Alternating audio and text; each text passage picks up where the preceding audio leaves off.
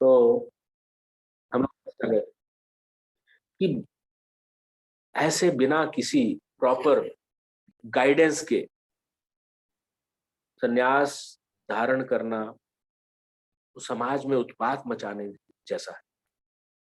जैसे हम लोग देखते हैं कि बहुत सारे महात्मा संत जिनको हम कहते हैं लेकिन बाद में पता चलता है कि वो अबॉमिनेबल एक्टिविटीज में इन्वॉल्व है, तो उत्पात मच जाता है, समाज में अव्यवस्था फैल जाती है। क्यों? क्योंकि समाज का संतों के प्रति विश्वास उठ जाता है। और ऐसा हुआ क्यों? वो इसलिए हुआ कि वो प्योरिफिकेटरी प्रोसेस को बिना गए, बिना एक्सपर्ट गाइडेंस में, बिना परंपरा फॉलो किए हुए,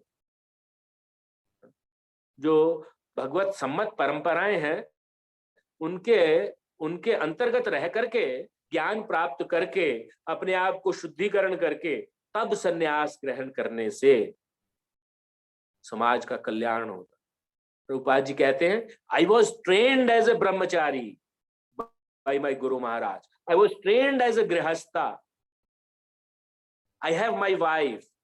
My wife is alive. But I don't feel any relationship now because I completed my all the responsibilities.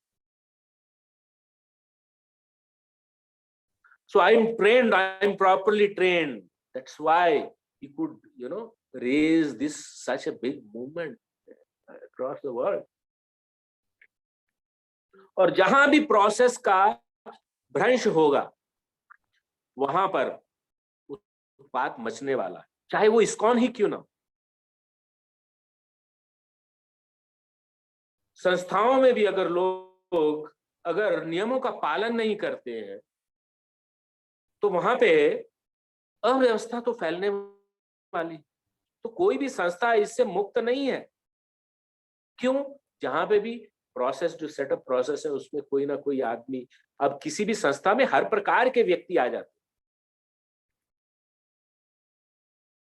और जहां पे ये चीजें फॉलो नहीं होती, जहां पे स्ट्रिक्ट रूप से चलती हैं, तो बहुत सारी चीजें बिल्कुल सुव्यवस्थित लगती।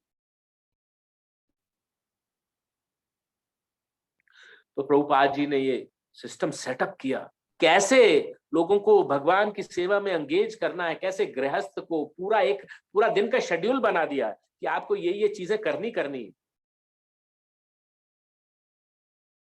और इस प्रकार से आप धीरे धीरे शनै शनै आपकी अंदर की शुद्धि होगी। I can say for my self, अगर मैं संस्था के अंदर नहीं होता या गुरु महाराज के आश्रय में नहीं होता तो I would not have been even identified my the shortcomings. मैं कोई भी कार्य करता तो अहंकार से करता, अरे मैंने बोल दिया बस खत्म। नहीं, ऐसा नहीं। तो उनके अंतर्गत रह के क्या मेरे अंदर इंटरप्ले चल रहा है इमोशंस का, क्या सही है क्या गलत है, भगवत गीता में सिखाती है। और गुरु महाराज के आश्रम में रहकर एटलीस्ट आई कैन से कि बहुत सारे वेग आते हैं, वाचो वेगम, मनसा क्रोध वेगम, जिह्वा वेगम, उदर उपस्थ वेगम, ये सारे वेग आते हैं। एतान वेगान यो विषहेत धीरा। तो भगवत गीता सिखाती है हमें किस प्रकार हमें धीर मनुष्य बनना। वेग आएंगे, आपको बाहर से अटैक होंगे, इस प्रकार उन वेगों को सहना है, और उन वेगों को सहन करके किस प्रकार आपने उनको कंट्रोल्ड वे में रेगुलेट करना।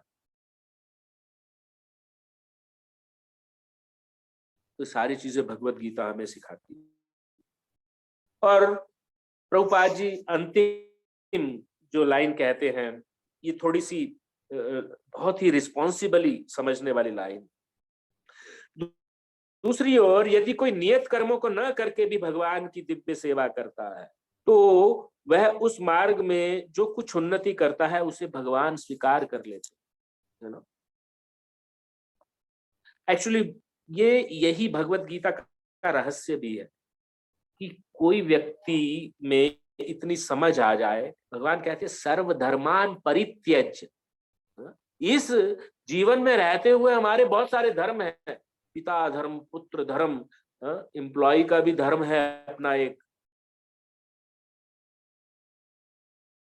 पति का धर्म, हम लोग मल्टीपल रोल प्ले करते हैं इस सोसाइटी में। भगवान कहते हैं सर्व धर्मान परित्यज्य माम एकम शरणम व्रज अहम त्वाम सर्व पापेभ्यो मुक्षिष्यामि मा शुचः। तो अगर कोई अपनी जो नियत कर्मों को ना करते हुए भी, नियत कर्म जो अपनी जो जो रिस्पॉन्सिबिलिटी जिस आश्रम में है उन रिस्पॉन्सिबिलिटीज को ना करते हुए अगर वो मेरी दिव्य सेवा में लग जाता तो भगवान उसको स्वीकार कर लेते। तो मैं इस पे ज्यादा व्याख्या इसलिए नहीं दूंगा कि ये ग्रेजुअली हम लोग इस चीज को भी समझेंगे आगे जाकर, क्योंकि इस आई एम श्योर इस चीज को जानते हुए बहुत सारे क्वेश्चन आपके दिमाग में आ रहे हो, परंतु हम लोग धीरे धीरे पढ़ते जाएंगे तो ये सारी चीजें हमारी क्लियर होती जाएंगी। और भगवान आगे अगले श्लोक में इसका अनुमोदन करते हुए कहते हैं, मैं जल्दी से 5वां श्लोक भी लूंगा तो कि कनेक्टेड है। क्यों संन्यास लेना हमारे लिए बिना किसी प्रॉपर प्योरिफिकेशन के, क्यों संन्यास लेना ठीक नहीं? भगवान कहते हैं न हि कश्चित् क्षणमपि जातु तिष्ठत कर्मकृत् कार्यते ह्यवशः कर्म सर्वा प्रकृतिर्जैर्गुणे। न हि कश्चित् क्षणमपि जातु तिष्ठत्य कर्मकृत् कार्यते ह्यवशः कर्म सर्वः प्रकृतिर्जैर्गुणे। न हि कश्चित् क्षणमपि जातु तिष्ठत्य कर्मकृत् कार्यते ह्यवशः कर्म सर्वः प्रकृतिर्जैर्गुणे। न यानी नहीं, निश्चय ही, कश्चित यानी कोई, क्षणम क्षण मात्र, अपि भी, जातु किसी काल में, तिष्ठति रहता है, अकर्मकृत बिना कुछ किए, कार्यते करने के लिए बाध्य होता है, ही निश्चय ही, अवशा विवश होकर, कर्म कर्म, सर्व समस्त, प्रकृति जय प्रकृति के गुणों से उत्पन्न, गुणय गुणों के द्वारा। तो भगवान कहते हैं, तो इसका सरल अर्थ प्रभुपाद जी के द्वारा, कि प्रत्येक व्यक्ति को प्रकृति से अर्जित गुणों के अनुसार विवश होकर कर्म करना ही पड़ता है। अतः कोई भी क्षण भर के लिए बिना कर्म किए रह नहीं सकता। प्रकृति से अर्जित गुणों, बहुत महत्वपूर्ण बात है। तो आइए पढ़ते हैं प्रभुपाद जी के द्वारा ये तात्पर्य, क्योंकि समय कम है तो मैं जल्दी से पढ़ूंगा और हो सकता है तो अगली बार इसकी चर्चा हम लोग कर लेंगे। तो प्रभुपाद जी, जय श्रील प्रभुपाद जी कहते हैं कि ये देहधारी जीवन का प्रश्न नहीं है, ये अपितु आत्मा का ये स्वभाव है कि वह सदैव सक्रिय रहता है। क्योंकि आत्मा शरीर के अंदर है तभी तो एक्टिविटी रहती है, सारे हाथ पैर हिल रहे हैं, आंखें देख रही हैं, कान सुन, तो आत्मा का स्वभाव से ही सक्रिय है। और आत्मा की अनुपस्थिति में भौतिक शरीर हिल भी नहीं सकता। बिना आत्मा के तो ये शरीर मृत वाहन के समान है, और ये शरीर जो है आत्मा के द्वारा चालित होता है, क्योंकि आत्मा सदैव गतिशील यानी सक्रिय रहता है और वे एक क्षण के लिए भी रुक नहीं सकते। इसलिए कह रहा है ना ही कश्चित् क्षणमपि जातु तिष्ठत कर्मकृत्, एक क्षण भर के लिए भी कोई कर्म किए बिना रह नहीं सकता। अतः आत्मा को कृष्ण भावनामृत के सत्कर्म में प्रवृत्त रखना चाहिए, अन्यथा वह माया द्वारा शासित कार्यों में प्रवृत्त होता रहे। That is why lord says further, आगे जाकर के कहते हैं, मया अर्पिता मनः बुद्धि। भगवान तो बोलते हैं मन और बुद्धि मेरे को समर्पण कर दो आप, वो समर्पित हो जाएगी तो सारे कार्य भगवान को समर्पित हो जाएंगे। So that's why Lord says that. It's very interesting. माया के संसर्ग में आकर आत्मा भौतिक गुण प्राप्त कर लेता, और भौतिक गुण क्या है? 3 गुण जो है प्रकृति के, 3 गुण, सत्व रजस और तमस। इनके प्रभाव में आ जाता है और इन्हीं के फल के चक्र में फिर फंस जाता है। और आत्मा को ऐसे आकर्षणों से शुद्ध करने के लिए आवश्यक है कि शास्त्रों द्वारा अदिष्ट कर्मों में इससे संलग्न रखा जाए,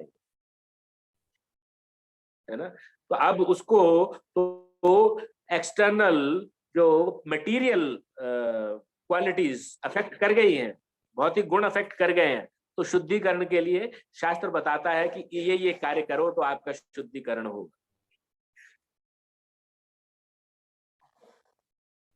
किंतु यदि आत्मा कृष्ण भावनामृत के अपने स्वाभाविक कर्म में निरत रहता है तो वह जो भी करता है उसके लिए कल्याणप्रद होता है। यहां पे जरूरत है अपनी कॉन्स्टिट्यूशनल को समझने की कि यदि आत्मा अपने स्वाभाविक कर्म में विरत रहता है, स्वाभाविक कर्म क्या है ना, the constitution of soul is to serve the super soul. That is the constitution. कोई भी चीज जैसे हमारे देश में भी संविधान से पूरी नियोजित होती है, संविधान के अगेंस्ट में कोई कार्य करता है तो वो इलीगल एक्टिविटी हो जाती है, to the extent that can go up to criminal activities, illegal activities हो जाती। तो हमारा संविधान ही ऐसा है, मनुष्य का संविधान ही ऐसा, आत्मा का संविधान ऐसा है, कॉन्स्टिट्यूशन ही ऐसा है। जीवेर स्वरूप हाय कृष्णेर नित्यदास, शाश्वत रूप से भगवान का सेवा करना हमारा स्वाभाविक कर्म है। तो यहाँ पे ये बताया जा रहा है कि यदि आत्मा कृष्ण भावनामृत के अपने स्वाभाविक कर्म में निरत रहता है तो वह जो भी करता है उसके लिए कल्याणप्रद हो।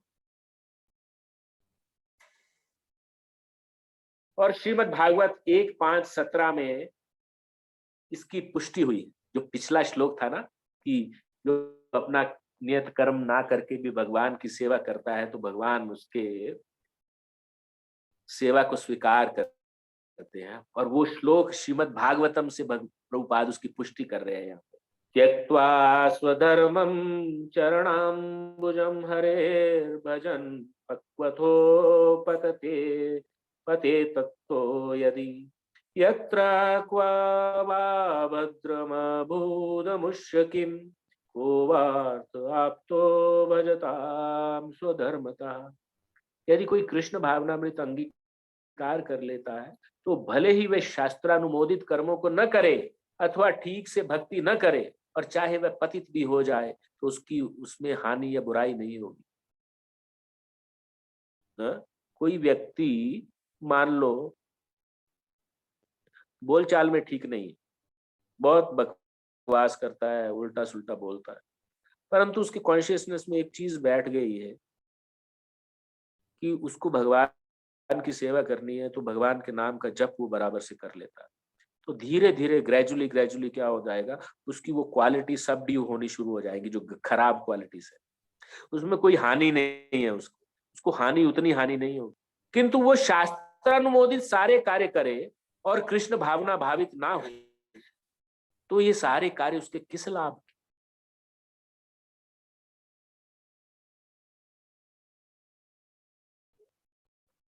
मतलब वो अपने पूरी मटेरियल एक्टिविटीज कर रहा है, अपने परिवार का अच्छे से पालन कर रहा है, अपने समाज का लिए वो अच्छा सोच रहा है,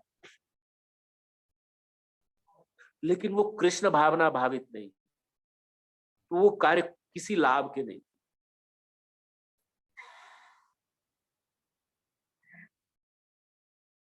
प्रभुपाद जब भारतवर्ष में प्रचार के लिए अपने उन्होंने वानप्रस्थ ग्रहण कर लिया और सन्यास की तरफ अग्रसर थे और पूरी शिद्दत से वो प्रचार कार्य में लगे हुए थे, लेकिन उनको सक्सेस नहीं मिल पा रही। तो वो बड़े पैमाने पर कृष्ण भावनामृत का प्रचार भारतवर्ष में करना चाहते थे, और वो उनका कहना था कि अंग्रेज तो हमें मुक्त कर गए हैं, हम केवल शारीरिक रूप से भारतीय रह गए हैं, लेकिन मानसिक रूप से अभी भी हमारी मनोवृत्ति पाश्चात्य सभ्यता में रंगी हुई। और please let me speak. I don't have time.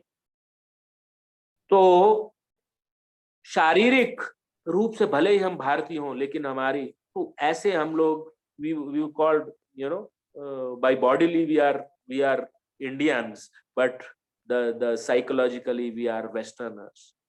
तो यही चीज का उन्होंने सभी नेताओं को लिखा। महात्मा गांधी को उन्होंने पत्र लिखा जिसका कभी कोई उत्तर नहीं आया, नेहरू जी को पत्र लिखा, डॉक्टर राजेंद्र प्रसाद को पत्र लिखा,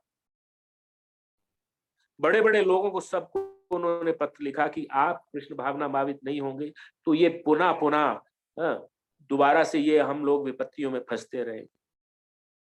और उन्होंने गांधी जी को ये लिख दिया था कि आप इससे अलग हो जाइए, अन्यथा आपको अपमानजनक मृत्यु का सामना करना पड़ेगा। This he had written, you know, maybe 10 days or 15 days ahead of his death actually। Mahatma Gandhi ji को उन्होंने पत्र लिखा था कि आप जिसके लिए आपने कार्य किया, आपको बहुत अपमान का सहना पड़ा और भारत का विभाजन हो गया। आप ये नहीं चाहते थे, आप सबको जोड़ना चाहते थे, लेकिन आपकी गलती क्या होगी, आपने भगवत गीता के सही अर्थ को नहीं समझा। और अभी भी आपके पास समय है, आप इससे अलग हट जाइए, अथवा आपको अपमानजनक मृत्यु का सामना करना पड़ेगा। और वैसा हुआ। आज भी भारत में बहुत बड़ा एक वर्ग ऐसा है जो महात्मा गांधी के सिद्धांतों के अगेंस्ट में है। तो ये चीज यहाँ पे सिद्ध होती कि आपने सब कुछ किया लेकिन आप कृष्ण भावना भावित नहीं है, तो कार्य किस लाभ। और प्रभुपाद जी ने जो उदार चित्ता नाम वासुदेव कुटुंबकम ये प्रूव करके दिखा दिया। आप चाहे अमेरिकन बॉडी हैं, आप इंडियन बॉडी हैं, आप कहीं भी हैं, तो आपका वास्तविक धर्म है भगवान की सेवा करना, ये आपको समझना हो। उन्होंने सबको समझा दिया। He had argument with Nobel laureates। और ऐसा ये तो वीडियो उपस्थित है, आप देख सकते हैं कि nobody was able to, you know, argue with him। सच है, ये सुना जा सकता है। अतः कृष्ण भावना के स्तर तक पहुंचने के लिए शुद्धिकरण की प्रक्रिया आवश्यक है। अतएव संन्यास या कोई भी शुद्धकारी पद्धति कृष्ण भावना अमृत के चरम लक्ष्य तक पहुंचने में सहायता देने के लिए है। To become Krishna consciousness, this purificatory ashramas are there, even sannyas ashram, to reach that Krishna consciousness stage, क्योंकि उसके बिना सारा कुछ व्यर्थ। कोई गृहस्थ आश्रम में रह के कृष्ण भावना भावित है तो गृहस्थ आश्रम की कल्मिनेशन है एक्चुअली।